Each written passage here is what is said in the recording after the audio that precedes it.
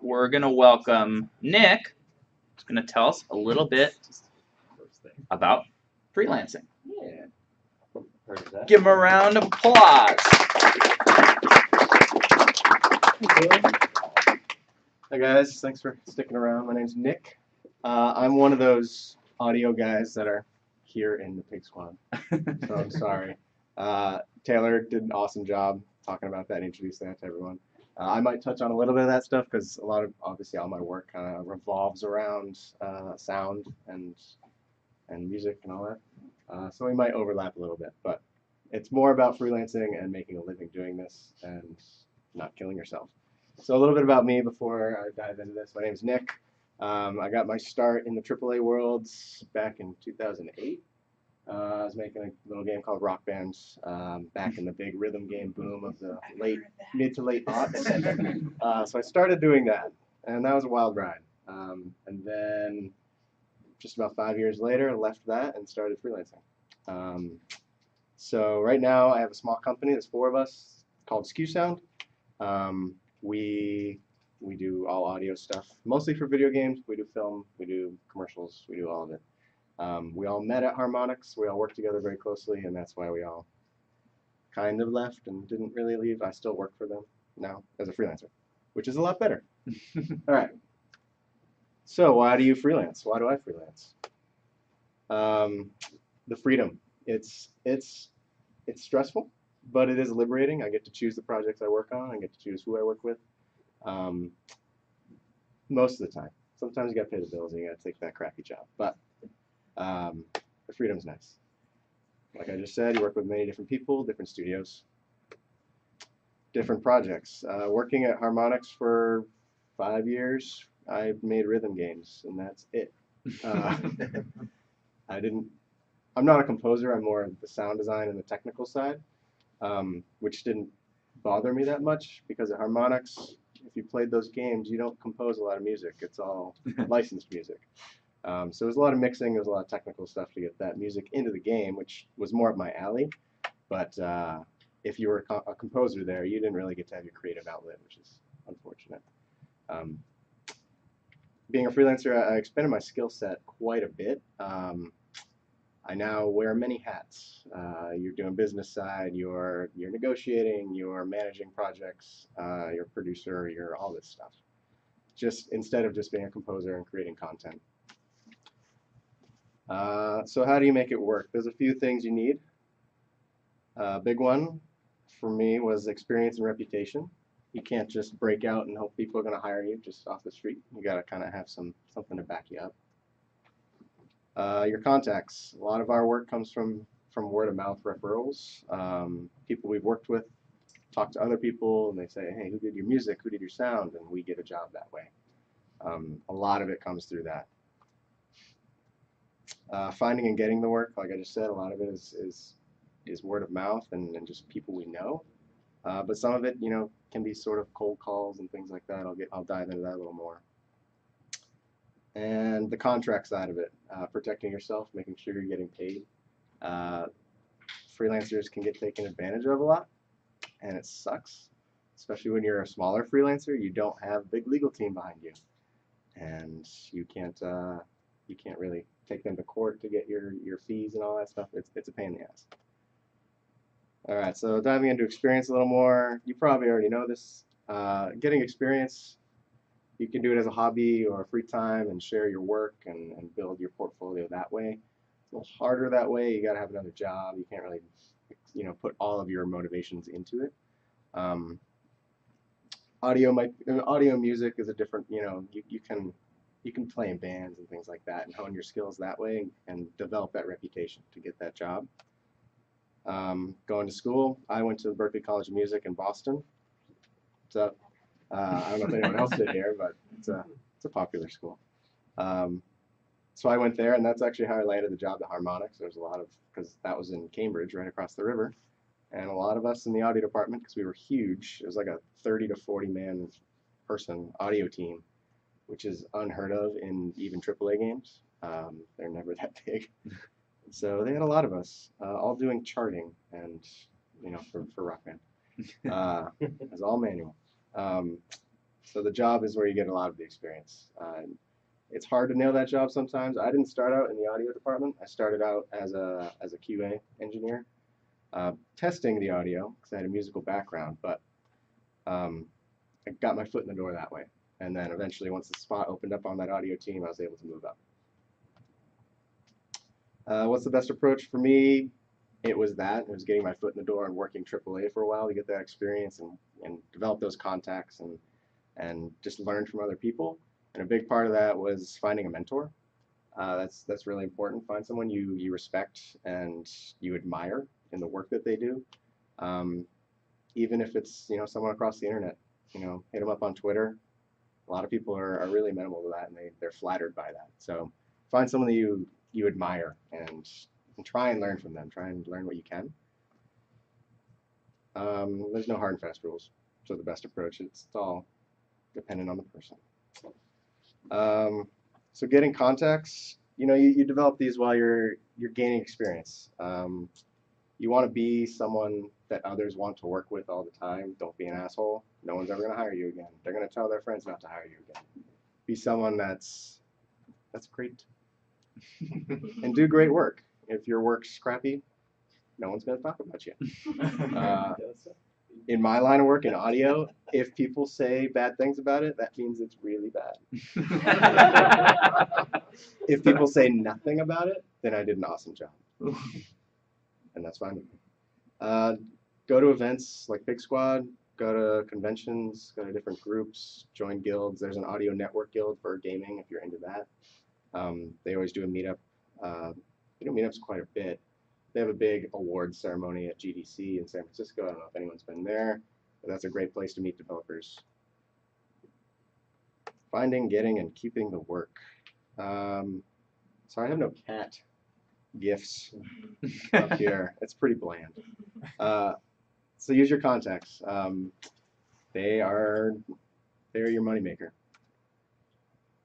You can use different websites, but like Josh was saying, like those can fall on a blind eye sometimes. There's so many applications and emails going out there. Freelancer.com, Kickstarter is a great spot. See a game you like, reach out to them, see if they need some help. Offer to help out. Portland Creative List, I found some jobs there. I actually think Headmaster might have been from Portland Creative List. That's cool. Social media networking, kind of gone over that in a couple talks already. So be up on your Twitters and your twits.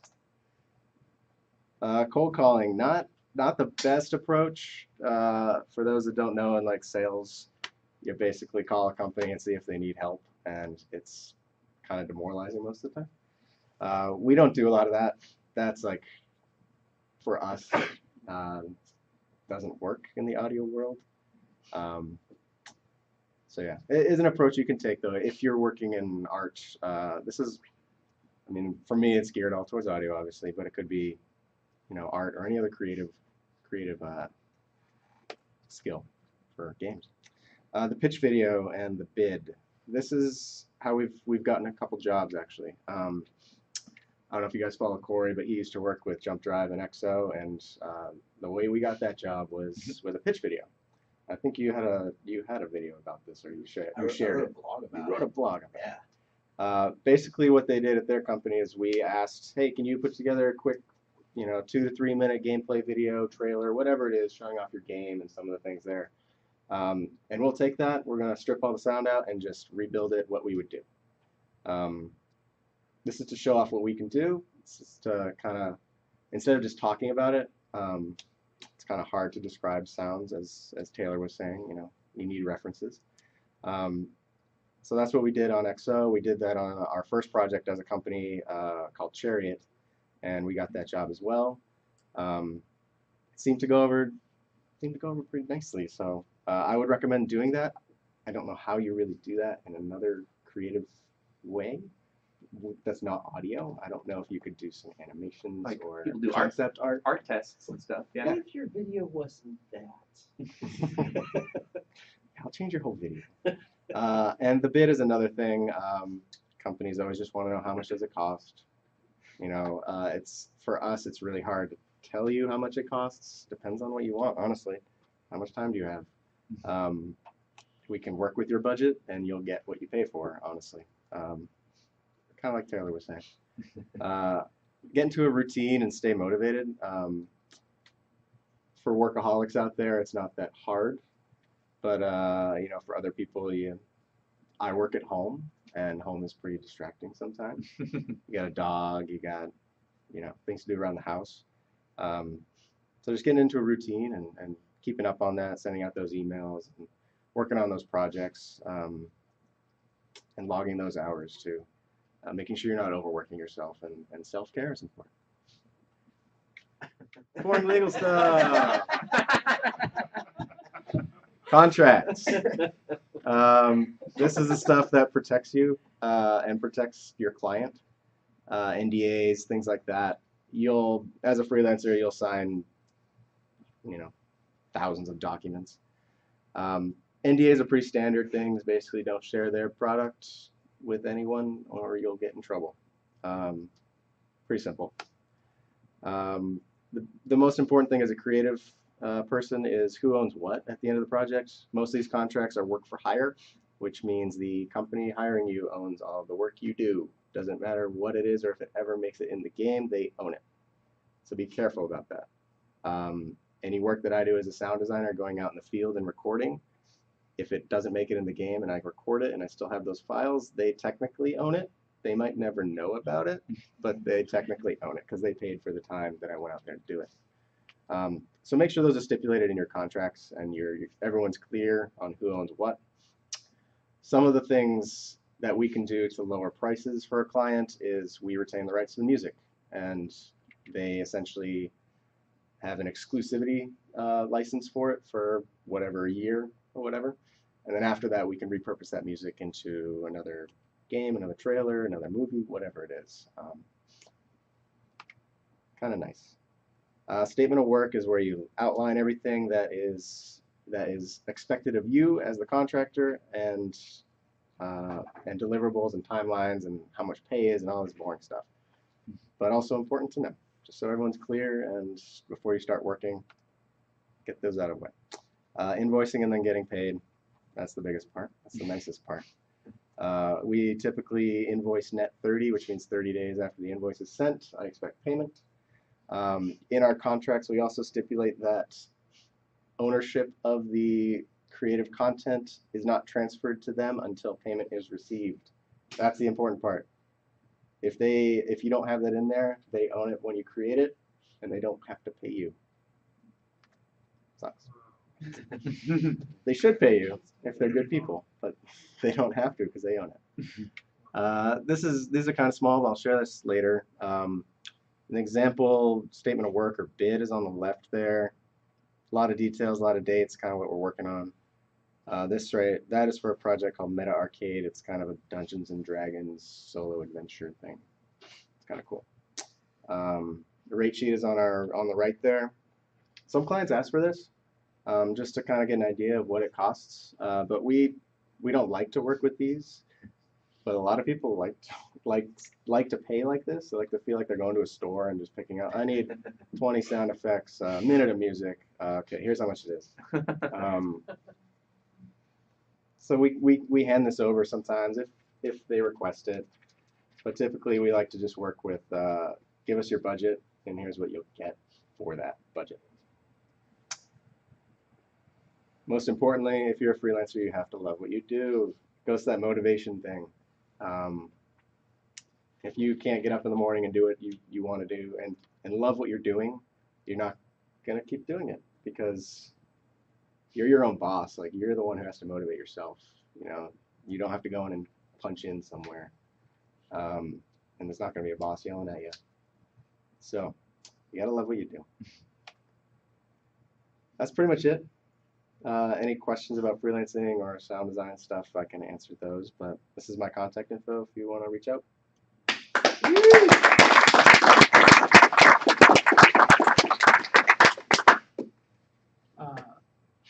When you're starting out as a freelancer, when do you start having to figure out the tax situation on that sort of thing?